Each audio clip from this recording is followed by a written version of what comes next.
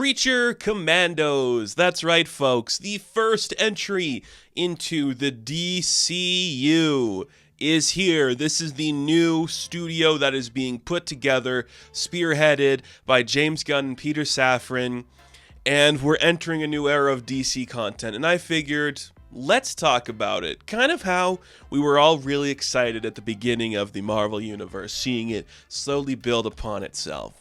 Well, now we're doing that for DC, and we're doing it right. We're doing it right this time. I'm using quotes solely because I'm being sarcastic, not because I think this is bad or stupid, just because we've tried it before. It failed. Some might say the MCU is failing. That's not the conversation we're having here. It's just, we're doing another one. It's another big cinematic universe. This one will encompass television, including animation, and we'll get movies like Superman and Supergirl Woman of Tomorrow. We have a Green Lantern TV show that is also confirmed. Maybe video games, apparently. I don't know. Stuff's coming. Things are happening. That's all I can tell you. And it's exciting. You know, I'm a DC fan. I started with Marvel, and my love for Marvel led me to DC. I like these characters. I like comic books. And I like how James Gunn handles these characters.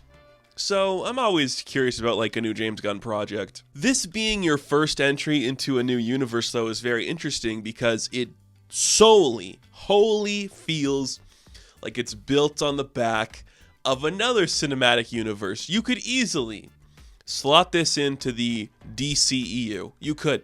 I don't think there's anything that says it's not in that, because it's got the James Gunn stuff from Peacemaker and Suicide Squad, and that was in the other universe. But only the stuff from Peacemaker that doesn't involve the Justice League is canon. But does that mean the Suicide Squad movie is canon? Oh, that's annoying. As a comic book fan, it doesn't bother me because I'm aware. I'm in the thick of this stuff. Having a complicated startup to like a spin-off series based on a dead universe that's launching your new one, that's comic books.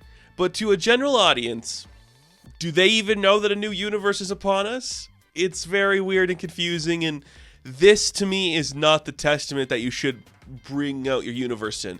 There is something kind of cool to a universe starting with just like the random cartoon that is set in your universe, and I like the more Star Wars approach to things, that there's just a continued history and things have always been weird, so we can tell stories wherever and it doesn't really matter if we're leading to a Thanos. I don't think we are leading to a Thanos or anything. I think it's just more we're telling stories in this world, and they could be fun or they could be bad, but we're going to tell them regardless of what people say. So Creature Commandos, based on an old comic book where like a Frankenstein and a werewolf fight in World War II or something. I have the collection they put out after they announced this, but those aren't the characters in this. It's set in the modern day. We have our cast of characters. We'll just run through the cast of characters really quick. Spearheaded by Flagg Sr., because I guess Flagg is still dead in this continuity. This is played by Frank Grillo, who is the one character we have confirmed for multiple projects. He is in this. He's going to appear in Superman. He's going to appear in Peacemaker. He's obviously trying to be like the Nick Fury. Like, that's what they're building him towards. He's leading a ragtag group to stop like a covert mission where like a witch is trying to take over a country. Pokolistan? I think it's Pokolistan, right? Like, that's the country that they're trying to take over. Circe is trying to take over Pokolistan from like its royal family. She's got like an insurgency of terribly annoying incelic militant men, which is really funny. Also fits into the previous universe. Whatever. Flagg Sr., he's leading a crack top team of some of the best people you've ever seen, like The Bride. And it's just, what if The Bride was here? Let's get this out of the way really quick. I just want to talk about The Bride really quickly because she is one of my favorite concepts in fiction. I love The Bride of Frankenstein story. That movie is one of my favorite films. I love Elsa Lanchester in that role. I love every interpretation of this character. This is up there for me with the best. She gets a lot of spotlight in episode 2. This is a review of the first 2 episodes. I really dig it. I really dig what we're doing here. It just adds something to the mythos and the world and gives you some very interesting horror gothic stuff that kind of establishes like a history to your new universe. I love it.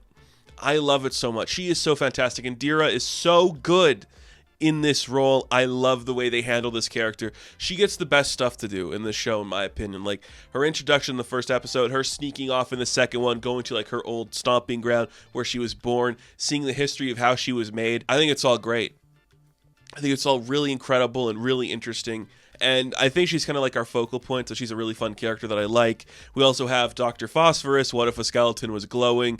Alan Tudyk, who's going to be doing a bunch of stuff in this season. Multiple roles. I think he's awesome. Weasel and G.I. Robot, you know, two like different types of characters. What if like an animal was licking its nuts? Sure. And then what if a robot wanted to kill Nazis? I like that. Mina Mazursky, who is named after somebody from the original Creature Commandos book. I know that. She's like your tragic shape of water creature from the Black Lagoon fish lady. She's like the non-fighting one in the group, but I like her because every line that they give her, I really like because she's talking like a normal person who is just like, this is stupid. This is a bad idea. How am I supposed to know your history when I've just met you? I really like that because she goes with the bride to like the old Frankenstein castle. And she's like, is that your family? She's like, puh, no. She's like, how would I know that? You don't have to be mean about it. I think that's really, really interesting, and they handle that character really well. That's the whole team, right? I think that's the team. And then Frankenstein shows up. David Harbour. Should we talk about him?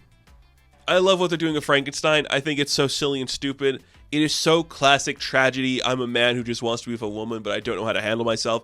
He cries like multiple times throughout the series. I really dig it. Like, they're doing something smart with that.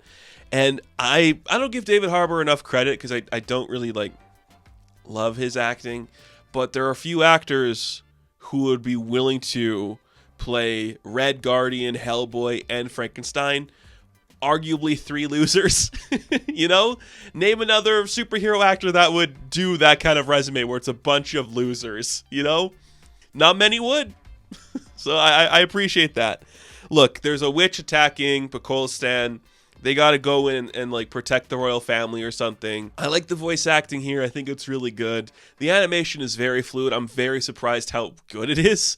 I thought it was going to be very stiff. There's a couple like snapshots in episode 2 where we're just like using snapshots to just show you like the emotion. But I think it's done more for like emotional effect than it is like running out on a budget. The first episode's fine. It's literally just like Amanda Waller's like, okay, Rick Flagg Sr., here's your crew. Go save the queen and the princess or something. It's more like the princess. And it's Maria Bakalova that plays the princess, right? She has the hots for Rick Flagg the moment he steps in. And that's where I'm like, oh yeah, this is James Gunn. He loves like sexy women and weird like dancing sequences and stuff. So there's going to be there's going to be sex and there's going to be weird dancing stuff. And a woman throwing herself at a gray-haired man. Look, I'm not gonna like say things that I don't think are true, but Rick Flagg Sr. is a gray-haired, bearded man who hooks up with a younger blonde woman who is vastly more beautiful than him. That's kind of Gunn and Holland, isn't it? I don't know. Like, I get it, dude. I get it. You obviously see yourself as, like, the Rick Flagg Sr. wrangling all these people, and, like, everyone wants to fuck you. I get it, James.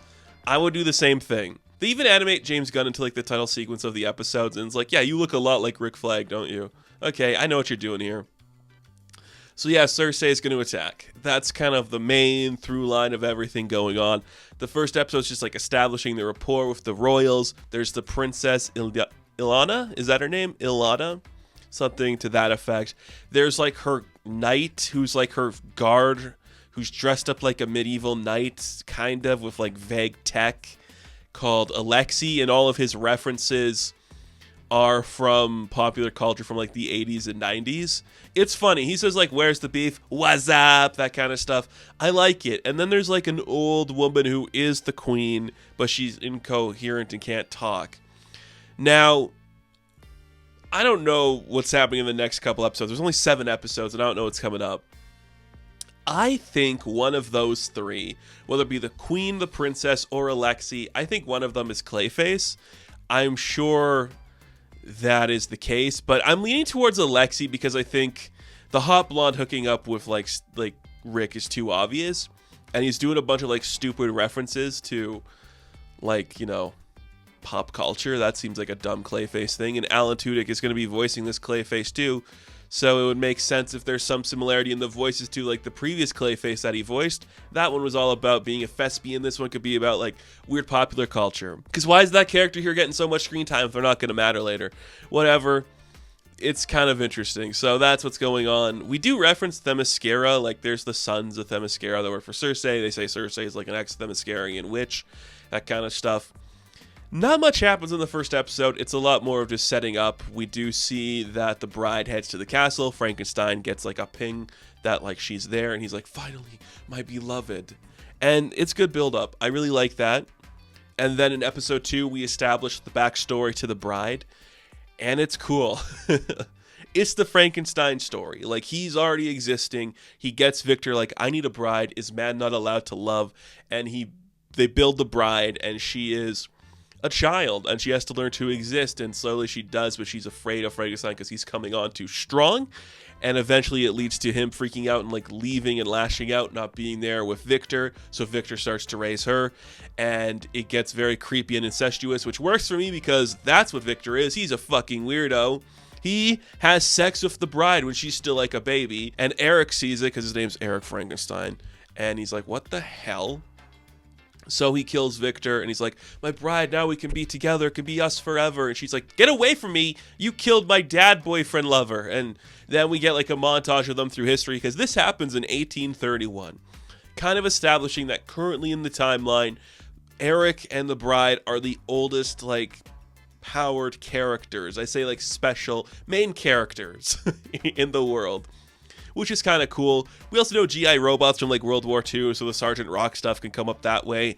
I'm sure we'll see Max Mercury show up at some point. Jonah Hex will probably show up at some point. But as it stands, these characters are here. They're the oldest ones we got. And a montage through history of them being chased around the world. It's cute. It's fun. It's cut to music, and that's more of this stuff. There's a lot more cuts to music than I was expecting for this animated show, but I guess if we got the budget, go for it and try something. We have a fight in the first episode where Dr. Phosphorus tries to like steal like the device that would shock him and his team. So him and Flagg Sr. have like a fight, and it's set to music, and it looks pretty cool. Like the thing I'll say about the show, the two fight sequences we see in the first two episodes, Rick Flag and Dr. Phosphorus, and then the one with like the bride and Circe at the end of episode 2. They are really well paced, and they look really good.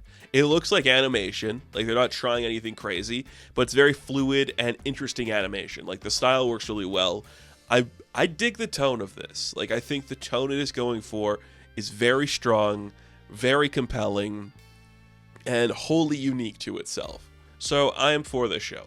I think what it's setting up is interesting. As the start of a universe, whatever, just kind of throwing us into the fray of an already existing world is never a bad thing.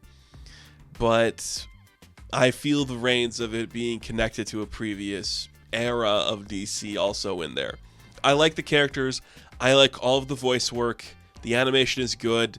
There's some weird sex stuff where I'm like, this is an interesting choice, but again, I know what James Gunn is. He's also, as much as he is like a beholder to comic book stuff, he's a little trauma kid. He likes little freaky, sexy, weird stuff going on, and that's what this is too. So I dig it. I dig it a lot. I guess that means all the characters from like the Suicide Squad movie are canon, so that Harley Quinn is still canon to this.